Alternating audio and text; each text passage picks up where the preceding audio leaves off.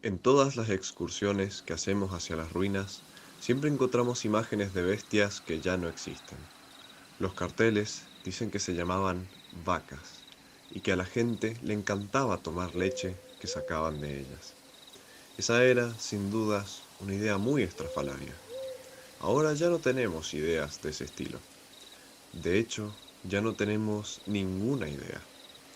En las noches estrelladas, pienso que deshacernos de las ideas era un paso necesario en nuestra evolución social. Pero claro, no le digo a nadie lo que pienso. Ni siquiera les digo que yo pienso. En realidad pensar no es el problema. Todos pensamos, desde nuestra más tierna edad, hasta que algún día nos dormimos y ya no nos despertamos. Pero decir que pensamos, no. Eso es de mal gusto, porque pensar produce ideas, y las ideas nos han costado caro, demasiado caro. Durante esas noches, cuando las mujeres y los hombres regresan del campo abierto, solemos reunirnos alrededor de los maestros. Ellos sí, son los únicos que tienen habilitado el debate público, pero solo con la finalidad de terminarlo lo antes posible, como la vela que al cumplir su función se inmola y muere.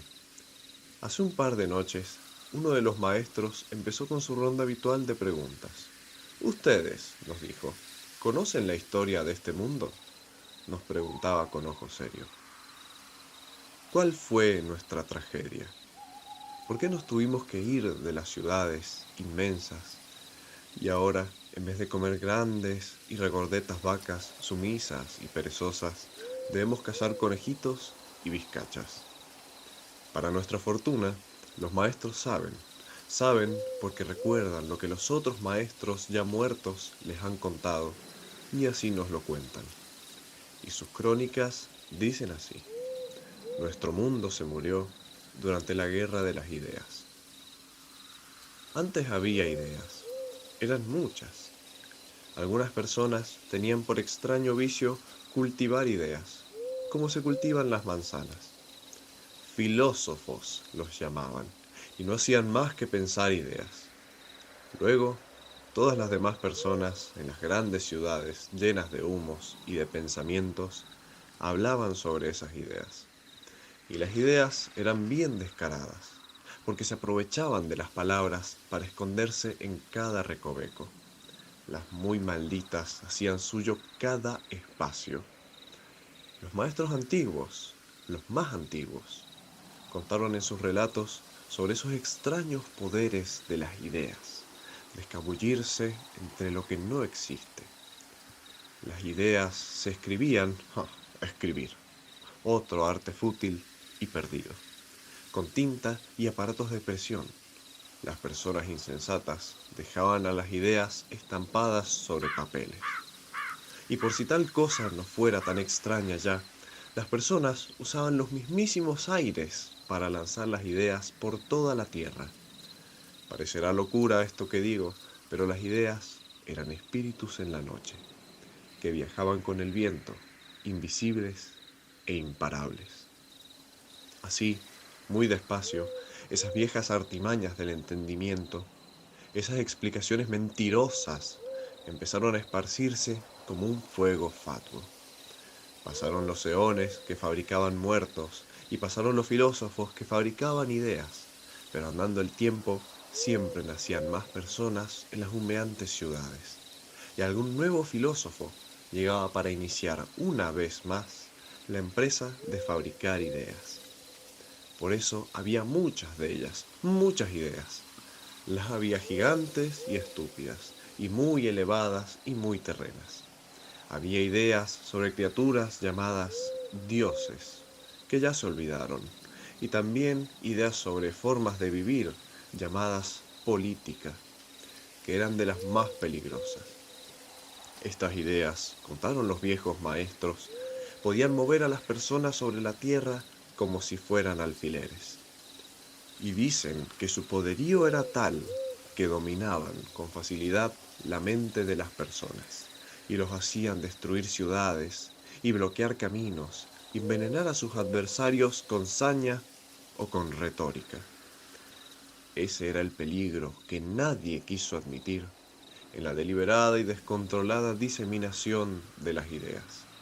Aquellas pestes del intelecto infectaban a sus huéspedes humanos, les espesaban la sangre y los volvieron temerarios. Durante los siglos finales, las ideas fueron como un calor en sus pechos, que anidaba en oscuros recovecos de sus cerebros. Pero los corazones son frágiles, y demasiado calor los mataría de inmediato. Así que esa llamarada que son las ideas, cuando nace, pide a gritos por una escapatoria. Es una catarata salvaje que no puede ser contenida. Fue entonces cuando las ideas tomaron el control sobre los músculos y la mente de sus huéspedes, que tanto se habían entregado a su contemplación. Aquella lenta enfermedad, cultivada durante milenios, finalmente revelaba su mortal rostro. Los que daban las órdenes prometieron salvar las ideas de sus naciones, frente a las ideas de las naciones vecinas. Entonces hicieron llover fuego sobre toda la tierra. La única forma de acabar con el calor de las ideas es con el fuego y el metal. Y como eran tantas las ideas, el fuego y el metal azotaban las ciudades, esas que eran grandes y llenas de humo, para exterminar a esos que tenían otras ideas.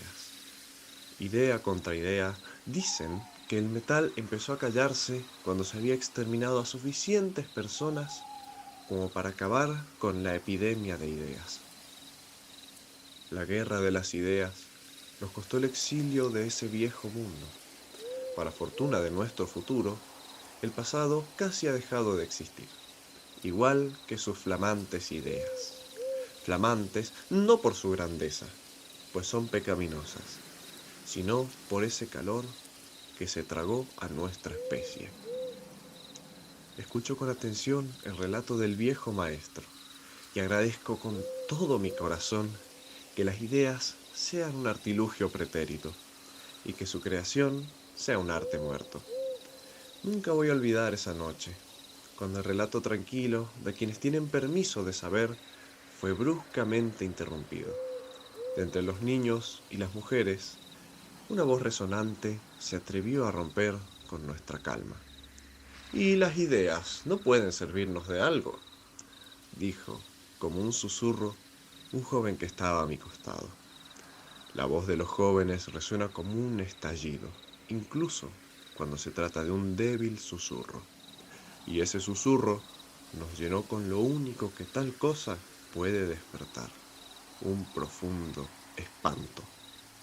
Por suerte, el fogón nos permitió identificar con gran velocidad la fuente de aquel sonido. Y fue para nuestra mayor fortuna que aquel joven no corriera tan veloz como sus palabras. Fue una bendición que ese chico no pudiera ocultarse en la inmensidad de la noche que siempre nos rodea, así como no pudo ocultar que tuvo una idea. Por suerte lo capturamos. Hoy me repito, en la inmensidad de esta noche, que si no lo hubiéramos capturado, si no lo hubiéramos despedazado con nuestras propias manos allí mismo, quizás el pasado nos hubiera encontrado una vez más. Quizás viviríamos en una nueva guerra de las ideas.